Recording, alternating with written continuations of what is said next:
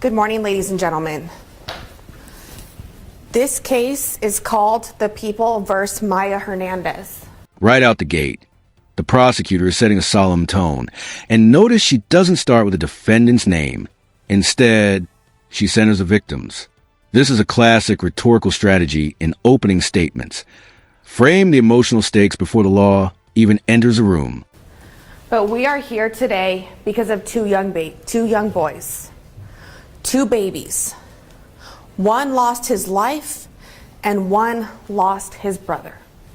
We are here because of 1-year-old Emilio Gutiérrez and 2-year-old Mateo Gutiérrez.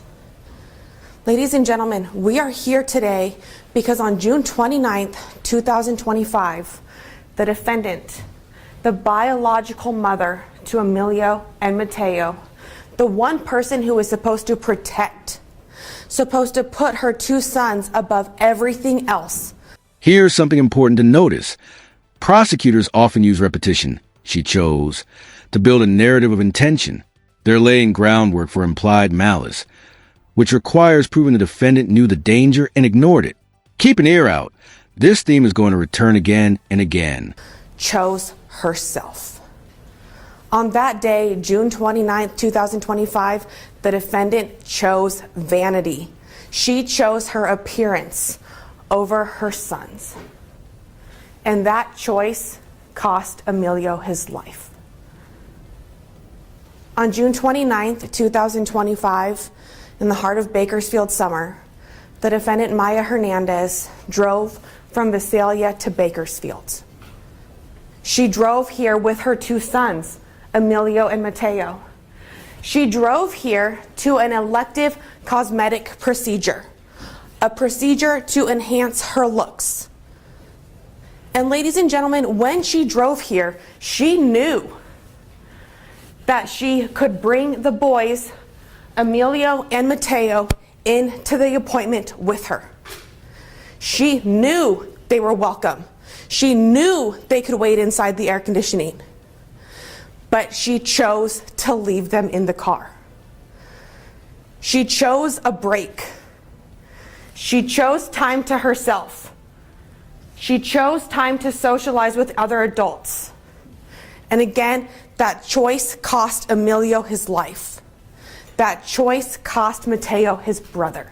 This detail, helping another mother with her child, is devastating from a narrative standpoint.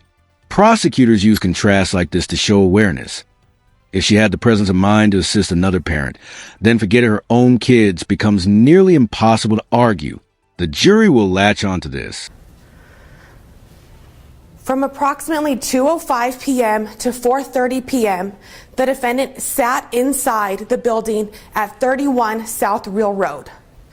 You will see this is a office building type situation. There's a lobby, and then there are rooms where the procedures occur.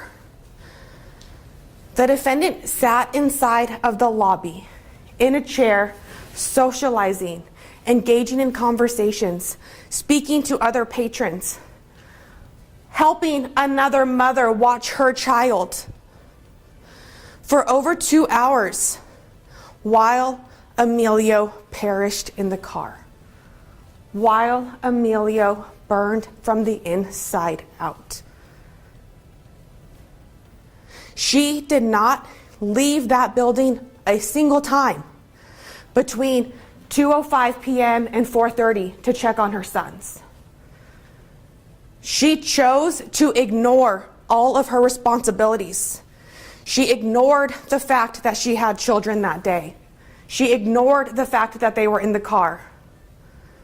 She spoke about her children, ladies and gentlemen. She told the other patrons in the spa that she had children. What she failed to acknowledge, what she failed to ever say, is that her children were in the car. She didn't tell anybody this information because she knew it was wrong. She knew her two babies should not be in the car without her in the heat. But she chose to leave them there anyway. When law enforcement and medical personnel ultimately arrived, Emilio and Mateo were both transported to the hospital. Emilio arrived at the hospital just after 5 p.m., little over 30 minutes after being found by the defendant, his mother. And at that time, ladies and gentlemen, his internal temperature. This moment is designed to hit hard. Prosecutors often restate the child's exact age to make the loss visceral. 1 year and 2 days. Barely past birthday candles. It's a way to anchor the jury emotionally before shifting into the technical evidence. Was 107.2 degrees. Emergency room doctors and nurses spent over 40 minutes attempting to perform life-saving measures on Emilio. Those life-saving measures were ineffective. They failed. They failed because they were too late. They failed because he had already been left in excruciating temperatures up to 116 degrees for 2 hours. And on June 29th, 2025, Emilio was pronounced deceased at 5:48 p.m. at 1 year and 20 days old. He was pronounced deceased so that his mother, the defendant, Maya Hernandez, could obtain cosmetic procedures so she could work on her appearance. That is why we are here today, ladies and gentlemen. That is why Emilio is not here. So she could work on her looks instead of working on being a parent. I want to take a few minutes and go through the actual evidence. This is a strategic setup. Anytime a prosecutor previews, you will hear why. It signals upcoming expert testimony. Here, it's about thermoregulation. Crucial because it shows the death wasn't random but scientifically predictable. Watch how this ties back to implied malice. Knowing the risk, ignoring the risk. That I anticipate you will hear in this case. Explain to you how it's going to play out. And I'm going to ask you to pay attention closely from the very beginning. Listen carefully. The evidence is probably going to come fairly quickly. I do not anticipate significant factual dispute as to what happened on that day. So please listen from witness number 1. We are probably going to conclude evidence by next week. It is going to be quick. The information. The defendant has been charged with murder. But as we discussed in voir dire, ladies and gentlemen, it is important for you to recognize that she is charged with second-degree murder. We will talk about that a little bit more in a few minutes. Second-degree murder of Emilio Gutiérrez, involuntary manslaughter of Emilio, child abuse with the enhancement of willful harm or injury resulting in death of Emilio. Count 4, child abuse for Mateo. Mateo survived. You will hear why Mateo survived and Emilio did not. We just talked about this briefly, but how did we get here? We got here based upon the defendant's choices, the defendant's actions, the defendant's intentional actions on June 29th, 2025, when she drove from Visalia to Bakersfield with her 1- and 2-year-old in the car. She drove for an elective cosmetic procedure. She waited inside of the building for 2.5 hours. Ladies and gentlemen, that's going to be important because what you are also going to hear is that she did not have to be, not only did she not have to be in the building at all, her appointment lasted 15 to 20 minutes. The majority of the time the defendant was inside of that building while Emilio perished, she was sitting in the lobby waiting, playing on her Apple Watch, talking to other patrons. Her procedure lasted 15 to 20 minutes. She was seen going into the med spa at approximately 2:04 p.m. She left at approximately 4:33 p.m. You are going to hear this morning from the officers that were initially called out to the scene, the responding officers, and that's going to be Officers Velez Aguilar and Officers Fahel. They were the first law enforcement officers that arrived. When they arrived, Hall ambulance personnel were already attempting life-saving measures on Emilio. You will hear this morning that when officers arrived, Emilio was unconscious. He was lifeless. His lips and limbs were blue. He was limp, and he was not breathing. That was his condition at the med spa before going to the hospital. Emilio was ultimately transported to the hospital, at which point officers came into contact with Mateo. Mateo was not in nearly the same condition as Emilio, but he was lethargic, he was red, and he was drenched in sweat when he was ultimately located. And it's important to recognize and remember, ladies and gentlemen, that not only were these two babies trapped in the car, they were trapped and strapped inside of their car seats. They could not leave even if they were able to. At Adventist Health Hospital, Emilio, as we discussed earlier, started receiving treatment from doctors and nurses. This is when it was determined that his temperature was 107.2 degrees. You will hear from the treating nurse, Gabrielle Long, tomorrow.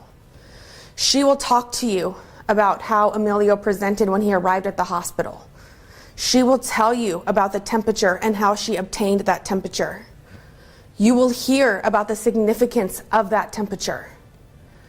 You will hear from Dr. Thomas Riley, the attending physician. You will hear the length of time, the length of efforts doctors and nurses spent attempting to revive Emilio. And you will hear that he was ultimately pronounced deceased at 5:48 p.m. on June 29th, 2025. You will hear from Nurse Elizabeth Bond. She is the nurse that provided treatment to Mateo. You will hear from her that Mateo, while lethargic and sweaty, he was okay when he arrived. His temperature was 99 degrees. You will hear from her and from the coroner, in this case, Dr. Glinecki, that there is an explanation as to why Emilio and Mateo's conditions were significantly different. And that explanation, ladies and gentlemen, is going to be because of their ages, essentially. Babies around 1 year old do not have the ability to regulate their temperatures. They don't have the sweat glands that develop as we get older. Emilio could not release the heat from his body. He could not regulate his own temperatures while he was strapped into that car seat. You will hear from witnesses. This morning, you'll hear from Shelby Murch, Ian Blue. Tomorrow, you'll hear from the nurse that provided the treatment to the defendant. You'll hear from her assistant. And what you will hear is much of what you will also see in the video surveillance, that the defendant sat inside the lobby for about 2 hours, that she socialized, she conversed. You will hear from Shelby and Ian that she mentioned having 2 babies, never mentioned them being with her. You will hear from Ian that at one point he went out to his car to give his dog a walk at about 3 p.m. He walked by the defendant's vehicle, and he will tell you that there were no signs that the vehicle was running, that any activity was happening within the vehicle, or that anybody was inside. You will also hear from Ian that it was so hot outside, he actually chose to skip the walk, pick his dog up, and take his dog back inside for water. Ian wouldn't keep his dogs in the same temperature that the defendant left her babies.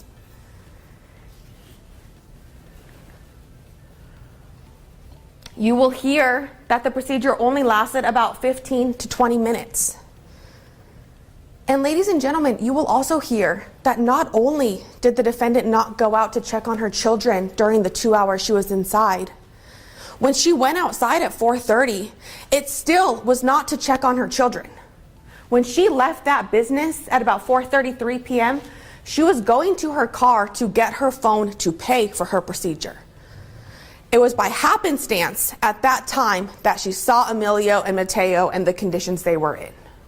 At that time, she brought Emilio into the business, flagged down Isabel Carrion, who you will hear from tomorrow.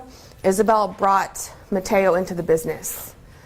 And you're going to hear from Shelby and Ian that they were shocked to learn that she had children with her based upon her behaviors inside of the spa.